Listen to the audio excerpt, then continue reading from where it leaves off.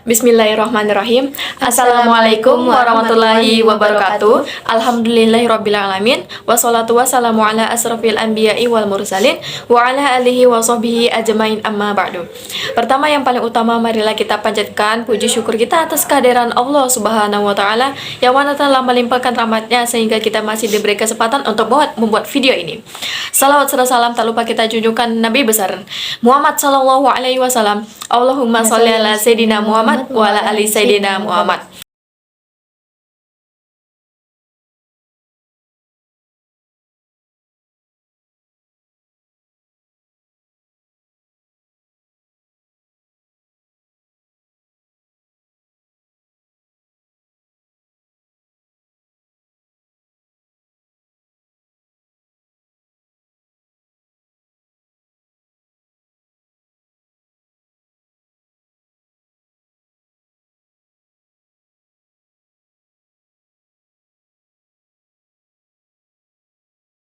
Baiklah, langsung saja akan kami sampaikan mengenai tutorial membuat KD atau yang disebut dengan kompetensi dasar.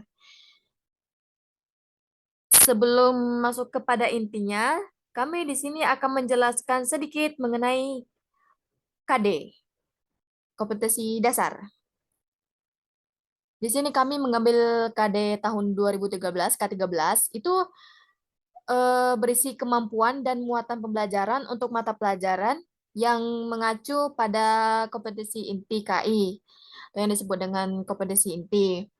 Nah, fungsi dari KD ini adalah sebagai acuan atau rujukan guru dalam menyusun indikator kompetensi pada pembelajaran di kelas.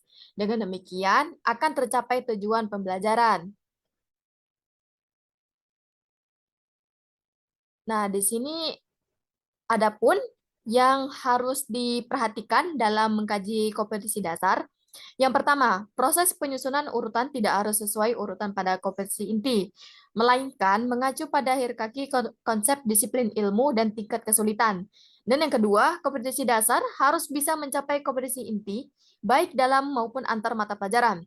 Dan yang terakhir, rumusannya ada yang bersifat operasional maupun non-operasional. Di dalam RPP mengenai KD, di sini saya akan menguraikan sedikit demi sedikit mengenai KD. Di sini ada sekolah. Kami di sini mengambil sekolah SMA Negeri 14 Batam. Mata pelajaran Pendidikan Agama Islam, kelas 12, semester ganjil, dengan materi pokok pernikahan dalam Islam, alokasi waktu 1 kali 45 menit. Kalau SMA itu dia alokasinya memang 1 kali 45 menit yang telah ditetapkan. Baik, yang pertama ada kompetensi inti. Kompetensi inti ini adalah tingkat kemampuan untuk mencapai standar kompetensi lulusan yang harus dimiliki oleh seorang peserta didik pada setiap tingkat kelas. Nah, fungsi KI ini juga adalah sebagai acuan untuk mengorganisasi kompetensi dasar atau yang disebut dengan KD. Di sini ada kompetensi inti 1, menghayati dan mengamalkan ajaran agama yang dianutnya. Nah, KI 1 ini itu adalah sikap spiritual. Nah, sikap spiritual ini terkait dengan tujuan pendidikan nasional untuk membentuk peserta didik yang beriman dan bertakwa. KI 2, menghayati dan mengamalkan perilaku jujur, disiplin, santun, peduli, gotong royong, kerjasama, toleran, damai, bertanggung jawab, responsif, dan proaktif dalam berinteraksi secara efektif sesuai dengan perkembangan anak di lingkungan keluarga, sekolah, masyarakat, dan lingkungan alam sekitar, bangsa, negara, kawasan regional, dan kawasan internasional. Nah, KI 2 ini disebut dengan sikap sosial. Sikap sosial ini adalah terkait dengan tujuan pendidikan nasional untuk membentuk peserta didik yang berakhlak mulia, mandiri, demokratis, dan bertanggung jawab. Seperti yang ada di KI 2 yang telah dipaparkan. Itu sama halnya dengan pengertian sikap sosial. KI 3, memahami, menerapkan, dan menganalisis pengetahuan faktual, konseptual, prosedural, dan metakognitif berdasarkan rasa ingin tahunya tentang ilmu pengetahuan, teknologi, seni, budaya, dan humaniora dengan wawasan kemanusiaan, kebangsaan, kenegaraan, dan peradaban terkait penyebab fenomena dan kejadian, serta menerapkan pengetahuan prosedural pada bidang kajian yang spesifik sesuai dengan bakat dan minatnya untuk memecahkan masalah.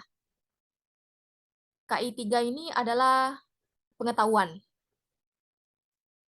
Selanjutnya, KI 4 itu mengolah, menalar, dan menyaji dalam ranah konkret dan ranah abstrak terkait dengan pengembangan dari yang dipelajarinya di sekolah secara mandiri, bertindak secara efektif dan kreatif, serta mampu menggunakan metode sesuai kaidah keilmuan. KI 4 ini disebut dengan keterampilan. Selanjutnya, kompetisi dasar dan indikator pencapaian kompetisi. Kompetisi dasar 1.6 meyakini kebenaran ketentuan pelaksanaan pernikahan berdasarkan syariat Islam. 2.6 menunjukkan sikap bersatu dan kebersamaan dalam lingkungan masyarakat sebagai implementasi ketentuan pernikahan dalam Islam. 3.6 menganalisis dan mengevaluasi ketentuan pernikahan dalam Islam. 4.6 menyajikan prinsip-prinsip pernikahan dalam Islam.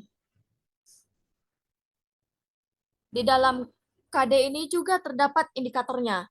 Nah, indikator ini adalah tanda yang menunjukkan bahwa tingkat capaian kompetisi dasar bisa mengubah perilaku peserta didik yang dinilai dari sikap, pengetahuan, dan keterampilannya. Istilah dari indikator ini karena pengembangannya ini bisa dilakukan sampai pada tingkat satuan pendidikan. Baik, kami akan bacakan indikatornya. KD dari 1.6 meyakini kebenaran ketentuan pelaksanaan pernikahan berdasarkan syariat Islam. KD 2.6 menunjukkan sikap bersatu dan kebersamaan dalam lingkungan masyarakat sebagai implementasi ketentuan pernikahan dalam Islam. 3.6 menjelaskan ketentuan pelaksanaan pernikahan berdasarkan syariat Islam, menjelaskan dalil-dalil tentang ketentuan pelaksanaan pernikahan berdasarkan syariat Islam, mengidentifikasi ketentuan pelaksanaan pernikahan berdasarkan syariat Islam, mengidentifikasi hikmah dan manfaat ketentuan pelaksanaan pernikahan berdasarkan syariat Islam, menjelaskan hikmah dan manfaat ketentuan pelaksanaan pernikahan berdasarkan syariat Islam, menganalisis ketentuan pelaksanaan pernikahan berdasarkan syariat Islam, mengevaluasi ketentuan pelaksanaan pernikahan berdasarkan syariat Islam. KD 4.6 menyajikan paparan tentang ketentuan pelaksanaan pernikahan berdasarkan syariat Islam, menyajikan paparan hikmah dan manfaat ketentuan pelaksanaan pernikahan berdasarkan syariat. Nah, di sini ada pun yang harus diperhatikan saat menyusun indikator. Yang pertama itu penjabaran indikatornya harus mengacu pada KD. Dan yang kedua, rumusan indikator harus memuat kata kerja operasional yang bisa diukur dan diamati. Karena manusia tidak luput dari kesalahan dan kesempurnaan hanya milik Allah Subhanahu wa taala. Itulah sekian dari kami. Apabila ada kesalahan dari penjelasan dan perbuatan mohon dimaafkan. Kami tutup. Wassalamualaikum warahmatullahi wabarakatuh. Insya Allah next kita berjumpa lagi di semester 5. Bye-bye.